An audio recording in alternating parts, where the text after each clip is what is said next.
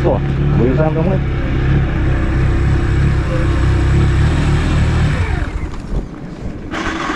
А, блин, ты опять начинаешь.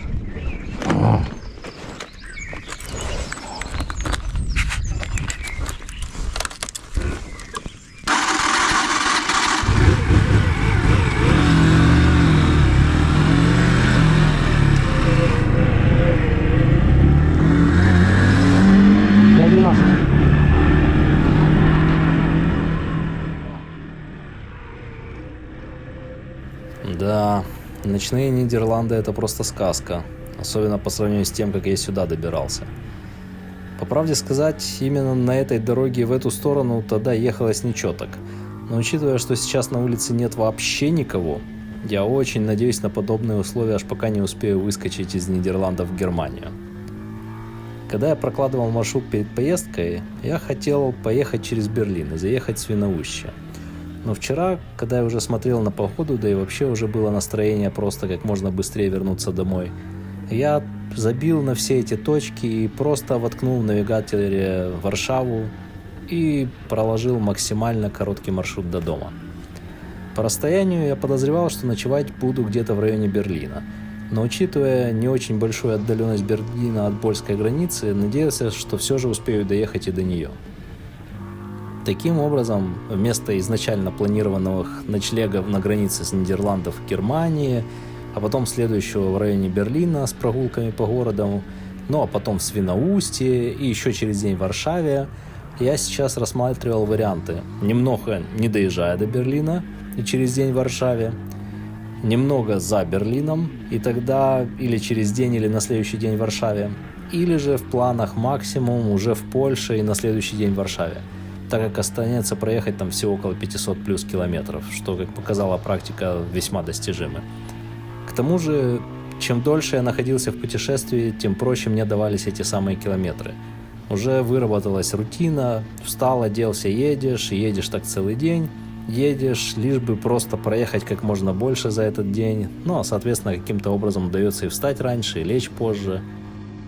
Проскочив акведук Амстел, трафик уже начал нарастать, несмотря на то, что солнце только восходило. Поэтому я пытался выжать все, что было только можно с этой пустой дороги, и этой возможности проскочить как можно больше, а в идеале вообще всю Голландию, пока не начался тот самый велопедерский кошмар, который я застал позавчера в течение часов пик.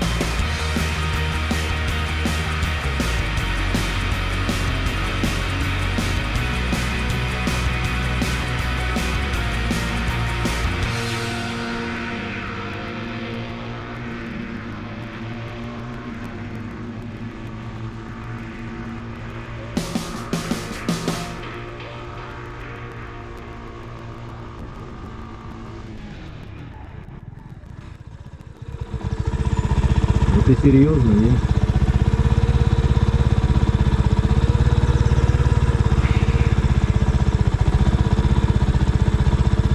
Пустая, гребаная дорога. Я стою на... Голландия — это страна, в которую ни в коем случае, вообще ни на чем, блин, ни на каком транспортном средстве ехать нельзя, блин. Это чисто прилетел, сел там в такси, доехал до места, блин, погулял и улетел нафиг отсюда. Вот серьезно, я вот тут стою на этом придурочном перекрестке 3 минуты уже.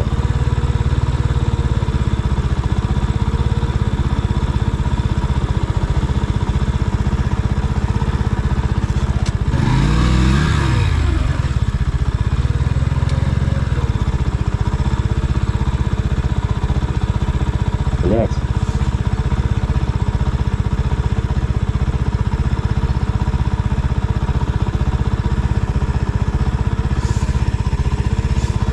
И долго мне тут еще стоять, блин? Конченые светофоры абсолютно.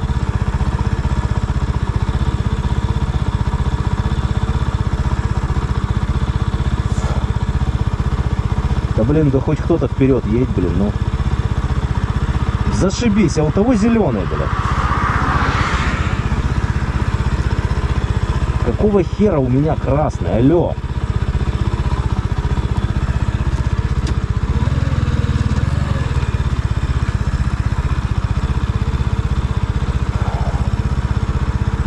Долго мне стоять, блин, еще, ну?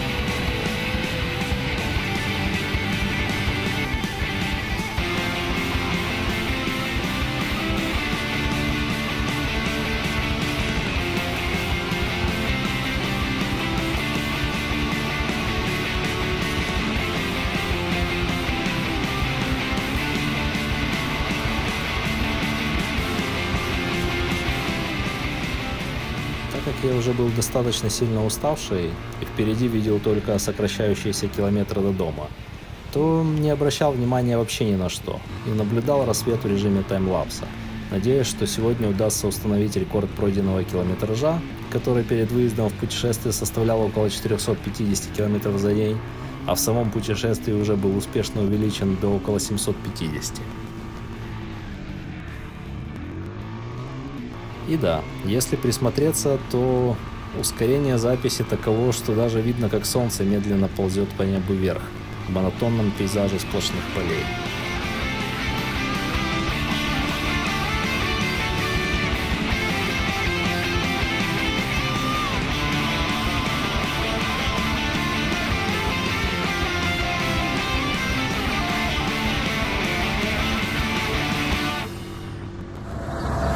Так, что там? Почти 8 утра. Я надеялся в следующий раз остановиться уже в Германии, чтобы побыстрее свалить из Голландии с их ужасными развязками на дорогах. И вообще, это ужас. Ни в коем случае сюда не приеду больше ни на мотике, ни на машине. Ни в коем случае, просто. Ну, в общем. Но здесь сейчас уже немножко подсохло, пока я вытирал визор. Но вообще здесь было довольно мокро. Я ехал за фурами и, в общем-то, засрало визор так, что ничего не видно. Осталось до Германии каких-то там километров 30, наверное, 20-30 километров, совсем чуть-чуть. Вот. Ну, в общем, визор протер. Сейчас сажусь и еду дальше. И там уже в Германии можно будет немножко нормально остановиться.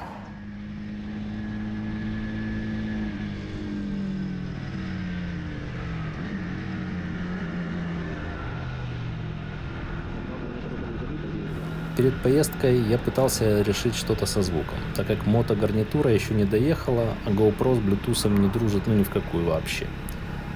Да даже чтобы воткнуть в него обычный микрофон, это те еще пляски с бубном. Я уже пытался и просто микрофон в шлемак поставить, но все равно было чересчур много шума, и нужен именно такой двунаправленный микрофон, как в мотогарнитуре, который за счет своей двунаправленности отсекает шум и из него вылавливает твою речь. Пытался даже ларингофоны, но те пару штук, что мне удалось пощупать, имели выходы на подключение к рациям, но никак не 3.5 джек для iPhone 6s. Поэтому на момент монтажа я уже вообще не отстреливаю, что бы я мог в этих кадрах рассказывать или о чем размышлять. Учитывая общую усталость и разгребая отснятый материал, мне сдается, что на этом моменте я уже ни о чем не размышлял, а просто как по накатанной монотонно катил домой. Мечтал побыстрее видеть жену и надеялся успеть перед дождем. Судя по номерам машин, мы уже так давненько выскочили из Нидерландов и едем по Германии. Хотя, также это можно судить и по своим домам и встречающимся Лидлам. Короче, отъехал я где-то на 300 км от Голландии. Не от Голландии, а вообще просто на 300 км.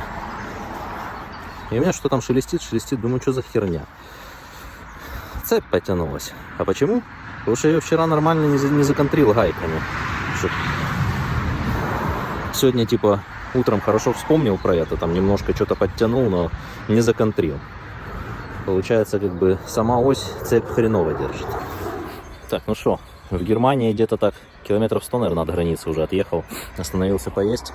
Вот мотик вот так вот похудел в плане кофров. Пластикового нету.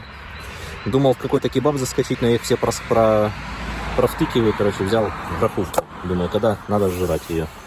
Гроховку, сейчас ее тут сразу вместе с чаем заколбасим. Вот туда воды.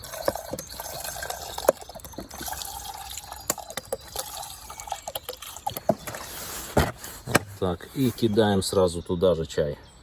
Гроховка будет там себе внутри разогреваться, а чай будет готовиться в водичке. Как-то так. Поел. Чай попил. Камеру протер от этих гребаных мошек. Смотрю. Короче, батарейку сейчас сразу поменяю, все, и не буду останавливаться еще фиг знает сколько. Кстати, вот два последних кусочка карты, которая уже завершилась. Вот так вот. Утилизация банковской карты. Часть в Швейцарии, часть во Франции. По-моему, часть еще в Люксембурге осталась. Но я не уверен. В Бельгии точно есть. Ну и вот в Германии завершающие кусочки. Так, блин, полез в карман за ключами и так их и не достал. Шикарно. Шикарно. Сколько там проехал? Проехал 281 километр. Сейчас 11. Ну что, есть шансы, в общем-то. Есть шансы добраться до Польши сегодня, где-то прямо на границе с Германией. Там осталось 600 километров. Но шансы не такие уж большие. Потому что вставание в такую рань очень не сильно комфортно едется. Но хотя по Германии едется намного лучше, чем по Нидерландам. Если бы еще не приходилось подтягивать цепь, что я делал на этой остановке, потому что не законтрил гайки, то вообще было бы замечательно. Ну что поделаешь. Единственное, что я запускал глянуть, это уровень масла. Но я уже завелся, поэтому это уже до одного места. На заправке надо будет глянуть. Скоро все равно заправляться. Так, проверяем. Сумка. Сумка закрыта. Все, можно ехать.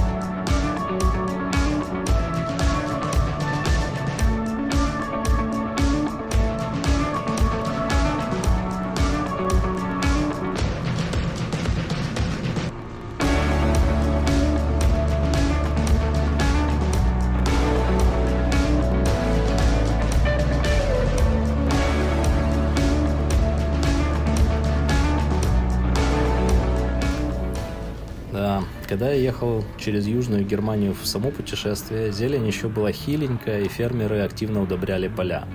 Сейчас же, когда я еду из путешествия, зелень уже буйная и насыщенная. Прошло всего лишь около 10 дней, несколько, конечно, из которых были обильно дождливы. Подъезжаем к городку, где я надеюсь заправиться, отдохнуть несколько минут и глянуть на уровень масла, который забыл глянуть, когда завтракал.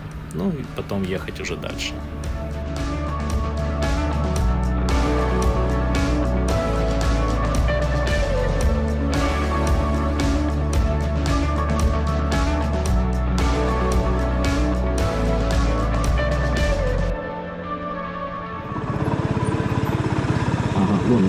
Короче, поехал я заправиться на Эсса, потому что какая-то непонятный какой-то бренд, блин, ахнуть, фиг не знает, что ахнуть, не работает или что за внимание, блин.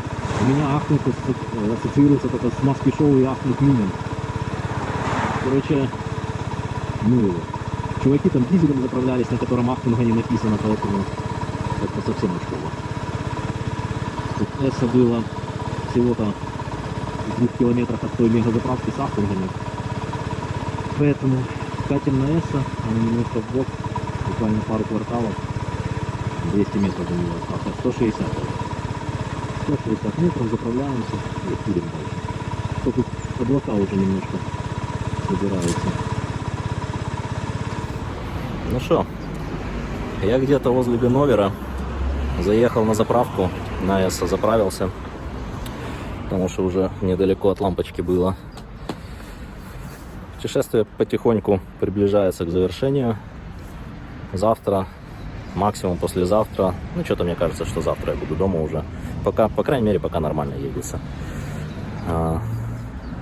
Конечно, без моральной поддержки жены это было бы крайне сложно, потому что еще в Чехии, это какой второй день, когда я промок, я сказал, да ну нафиг эту поездку, доеду до Сани, до Балабая, кину там мотик, слетаю до Лени и поеду обратно.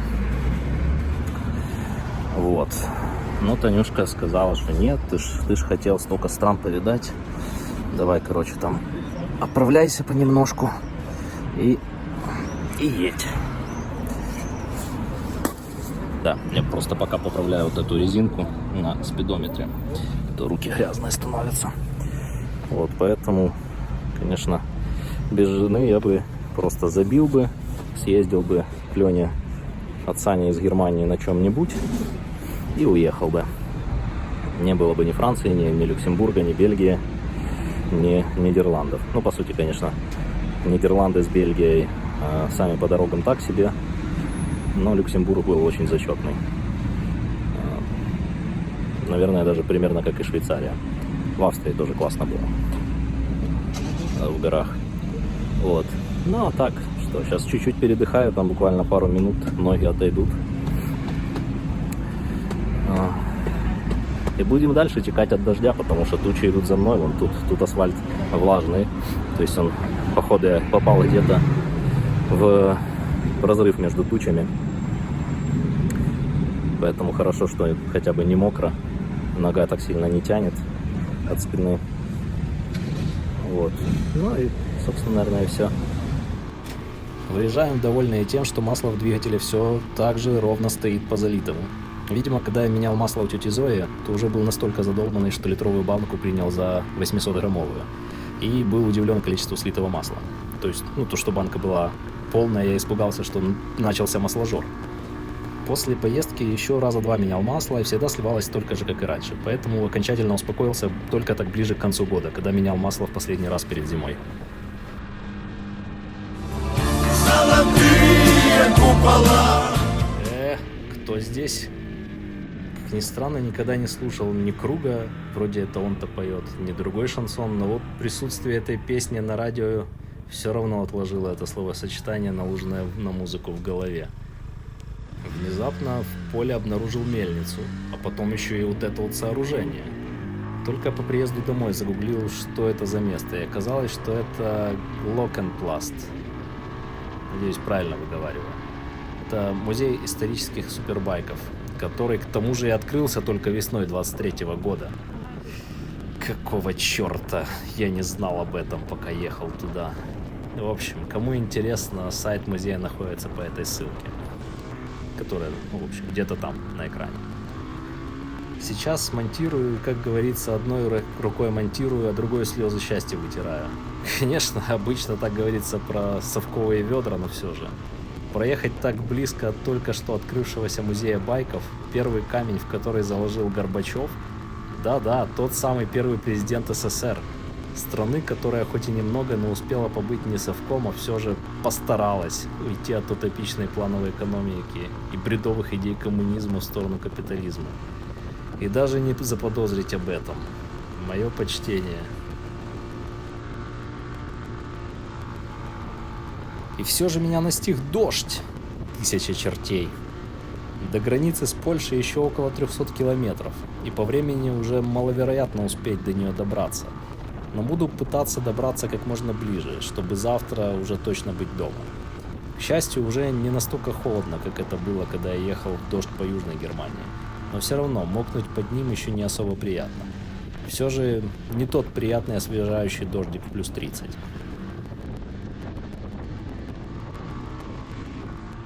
Благодаря магии выкидывания клипов с монотонной дорогой и слабо меняющимися видами, мы внезапно спаунимся в деревушке, уже весьма похожей на польскую вёску, то есть село. А потом, внезапно, и вообще обнаруживаем дорожное покрытие, которое даже в восточной Польше еще нужно поискать. Пахнет вообще чуть ли не трассой Львов-Луцк, так в году 2012-2013 после зимы, которые пытались хоть по одной стороне подлатать, ну, чтобы хоть как-то можно было ехать. Мы тогда с Танюшкой ехали, насколько я помню, часов 8, 100 километров, ну так, если не ошибаюсь. Но я помню, что это было между первой и второй передачей постоянно. А вот уже и костелы из красного кирпича пошли, и другие подобные постройки. Значит, до дома уже совсем недалеко.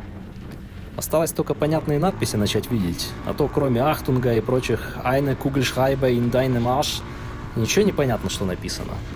Сегодня я еду на восток, как собственно будет и завтра. Поэтому день сокращается, в отличие от дороги до Лёни на запад, когда ощущение было такое, что день тянулся как целых 2. Уже немного похолодало, и подогрев Грипс очень помогает. Несмотря на то, что он и включен на минималку, но это предотвращает руки от задубевания от холода. До границы Германии с Польшей уже рукой подать. И это, судя по всему, был какой-то природный заповедник или парк. Поблизости нет ни одного отеля, а последнее, что я проехал, было уже давным-давно. Что-то мне настойчиво дает понять, что сегодня, хочу я или не хочу, я должен доехать до Польши. Там, с той стороны, прямо на границе есть множество хостелов. Но на данный момент меня больше всего напрягает не то, что нужно ехать в сумерках или что уже скоро потемнеет, а то, что бензин на исходе, а заправок уже давно не было и особо и не намечается по картам. И я оставлял в канистре самую малость, так на всякий случай, но подозреваю, что там немного, и еду я в череде размышлений. А если же вдруг все-таки закончится бенз, на сколько километров того, что осталось в канистре, хватит? И довезет ли этот остаток меня до заправки?